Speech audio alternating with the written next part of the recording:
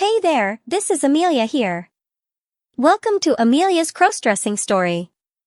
Today we are going to share a story called Trip to Paris Part 16. By Teddy. For more interesting and exclusive stories, please subscribe to my channel and support me at Patreon.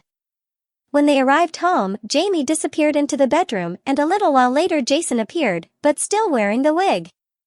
Ronnie looked at him and said, "Is this a new look?" "No. I can't find the adhesive remover." "Men. They can't find anything. Come with me." That week was a good one for the couple. Ronnie was seeing the old Jason back. The doctor's appointment was uneventful, except when the nurse did an EKG and said, with a smile, "Nice tan lines." The following Saturday was a little rainy, and Ronnie and Jason were at Mark and Sarah's home early in the afternoon. They were a little surprised when Vicki answered the door. Vicki said, "Hi. Come on in. Hope you don't mind, but I had a rough week and needed to relax." "So, Vicki is here." "No problem. I understand the need to relax," Jason said. Ronnie found Sarah in the kitchen and the two sat, had tea, watched the rain fall on the patio, and talked. Jason and Mark/Vicki went into the den and talked for a couple of hours. Finally Vicki said, "Jason, I think we need Ronnie in here, and if you don't mind, I'd like Sarah here too." "Sure. I'll be right back," Vicki said, as she got up to go get the girls. The three were back in a few minutes, and they sat and talked about Jamie. Vicki talked with the couple for a good hour and explained that Jason was not transsexual, but could be borderline. And he could feel comfortable in either role, a boy or a girl. That, as they already knew, Jamie was a part of Jason and wouldn't go away. But that the fears that Jason felt when he went out as Jamie were not real. And that they could easily be overcome with some more counseling. That Ronnie had a real relationship with Jamie as a girlfriend and more. That the two of them were really meant for each other. And that Jason should not fear Jamie and should learn to enjoy her more. She also explained that Jason was lucky he could easily pass as a girl and had a wife that knew, understood, supported, and loved both sides of him. The only real thing that was bothering Jason was when he was out as Jamie, his voice was still Jason's. And that made him afraid that he might be read and that it might humiliate Ronnie and himself. Vicki looked at Sarah and said, "And I think I know of someone that can help." Then looking back at Jason, said, "If you'll let her." Jason looked at Sarah and said, "You think you can help?" "I know I can. I helped Linda," Sarah said, and her male voice was deeper than yours. "It will take some time and hard work on your part." Jason looked at Ronnie. She smiled at him and said, "Honey, it's your call." "But I like Jamie." "No, I love Jamie. It's really a lot of fun to be with her, go out with her, but also realize that she is really Jason. It was a lot of fun teaching her makeup and how to shop. But my first love is Jason, and I hated seeing you so depressed at times. It really hurt. When you're dressed as Jamie, you are a girl. I think that the only thing that is keeping you from enjoying Jamie to the fullest is your fear of being read. And the only way that would happen is if you had to talk. This whole thing is up to you. It's what you want." Jason looked at Ronnie for a few seconds, then said, "No. It's what we want. This is our lives, not just mine. You love it when I'm Jamie. I love being Jamie. Vicki got me to see that my fears about her trying to control me were unfounded, and that going out as her was up to me. And I love going out as Jamie if I can get over the fear of being read. Honey, I think if you listen to Vicki that you can get over this. And I think Sarah can help you. And then Jamie will be someone that you can really live with and have fun with." Jason again just looked at Ronnie for a few seconds, then looked at Sarah and said, "When do you want to start?" "No time like the present," Sarah said. "Jason," Vicki said, "I do want a couple more sessions with you."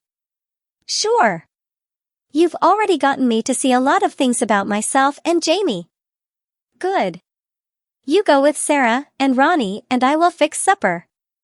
We are going to owe you guys some meals, Ronnie said. No, you won't, Sarah said. We like you too, you're great company, and we don't like eating alone.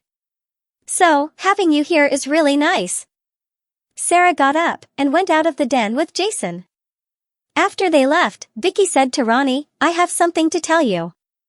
A little over an hour later, the rain had stopped, and the four were sitting down on the patio to another meal. Sarah started the conversation with, Jason did well for his first voice lesson. I gave him some exercises to do every day until we get together again next week. How long will this take? Ronnie asked. It all depends.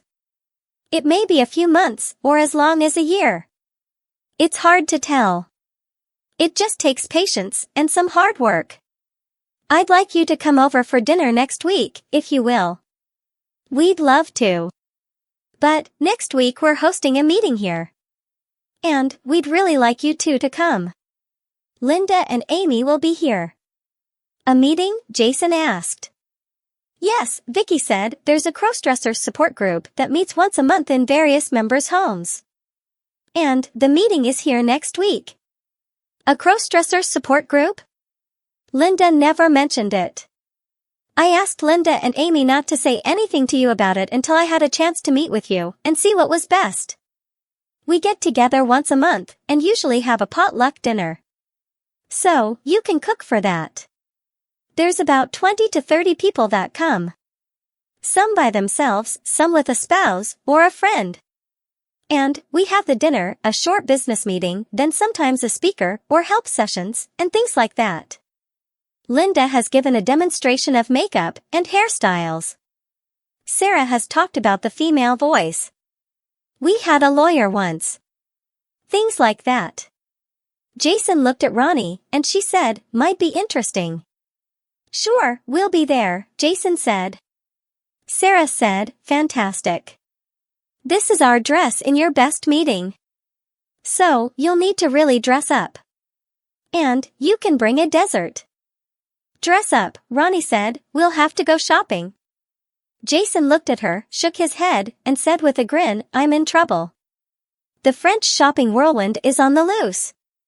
That got him one of Ronnie's infamous glares. Needless to say, Ronnie and Jamie went shopping. New lingerie for both of them. For Jamie it was something new, an open bottom girdle, a strapless long line bra, nylons, thong, and a slip. For Ronnie it was just a strapless body briefer. New shoes, Ronnie's were a red, 3-inch, jeweled, T-straps, and Jamie's were a 3-inch, crystal clear, stiletto mules. Ronnie had picked out Jamie's dress, and it was a black, almost floor-length, strapless, tube dress with a sequined sheer overlay, and a slit up the right side almost to the hip. Ronnie had also gotten a strapless, tube dress, with a sequined hem, but in red, and it was much shorter than Jason's. When Jason returned from his lesson with Sarah on Friday evening, Ronnie was grinning. He asked, what's so funny, love? Linda. Linda? Yeah. I just called to confirm that she was going to do your hair for tomorrow night, and she really tried to get out of me what we were wearing. Didn't tell her. Did you? No. I just said wait and see. You don't think we're going overboard for a first meeting? After all, we don't know most of these people. No. Remember that Sarah said it was their dress in your best meeting. So, I figure that everyone goes all out. And, I'll bet most of these people were at the wedding. Saturday afternoon, Jamie visited Linda to have her hair done. And, Linda said, you know Jamie. I'd like to try a blonde wig on you for a new look. Want to see? Sure. Why not? Linda put a long blonde wig on Jamie, fussed with it for a few minutes, and turned Jamie toward a mirror so she could see. Like it? Linda asked. Yeah. It's a different look. It really brings out my blue eyes. Yes, it does. Want to wear it tonight? Sure. Good. I'll get started styling as soon as I get it glued on. Later, as Jamie walked into the apartment, Ronnie saw him and just stared. Jamie said, something wrong? No. Nothing. As a strawberry blonde, you really look nice. But, as a blonde. And, what Linda did with the style really frames your face nicely. Really? Yes. We may have to change your makeup a little. But, now I'm worried. Worried? Now you are going to be prettier than I am. No way. Want to bet? Late that afternoon, Ronnie and Jamie were pulling into the driveway at Sarah and Mark's house. And there were already a dozen or so cars there. They parked, and as they were walking toward the house, Jamie said, "I'm glad I don't have to walk too far in these mules. I feel like I'm going to break my neck. I told you to practice in them. But, you'll get used to them."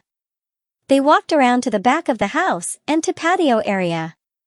There they saw 20 or so people standing around the pool, talking. Amy, as she was talking to Vicki and 2 others, was the first to see them, and she stopped mid-sentence when she did.